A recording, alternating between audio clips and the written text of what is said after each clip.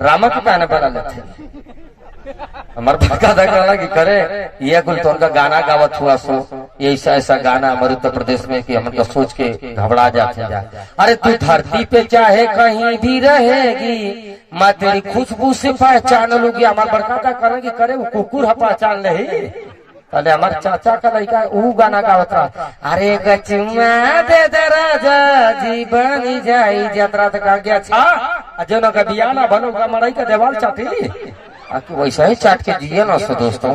लेकिन इनके लिए कहना चाहूंगा प्लीज काजल जी ऐसा ना आजकल की डेट में चल जा कहीं भी दोस्तों तो कहीं भी प्यार हो सकता है, इसकी कोई गारंटी नहीं है। लेकिन इनके लिए कुछ कहना चाहूंगा कि देखा तोरी खातिर ऐसा लड़की हमके प्यार करके धोखा दे दिला चाचा हम बहुत याद रहे चाचा हमारे खेत बेच के पढ़ौले रहना लेकिन बुरा हालत हो गया। अभी तो हमारा लड़का फसल है प्यार में दोस्तों हमारा सर्विस भाई समझा के देखा वो फसल है लेकिन ऐसा लड़की रहा प्रियवा मती बहुत कंटास लड़की रहा धोखा दे दिला हम लड़की खातिर अपन मड़ई फूक फाक देनी।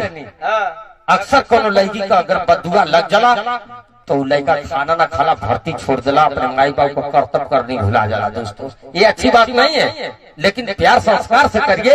ये थोड़ी नहीं कि अपने भौजाई को लेकर भाठा पे भाग जाइए, क्वालिटी नहीं है दोस्तों।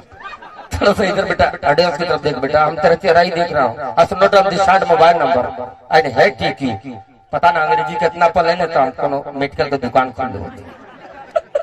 देखिए वो लड़की खातिर अपन घर जला दे थोड़ा सा को दबा दम ना देखा वो लड़की खातिर अपन घर जला दे बड़का रास्ते पर व्यथा बताओ चाचा हम भर्ती ना हो प्रेम का वादा करके न कर गई आग लगा दे घर जल गई वही लड़की के चक्कर में हमारे मड़ई में दादी रहता अच्छे मर गए।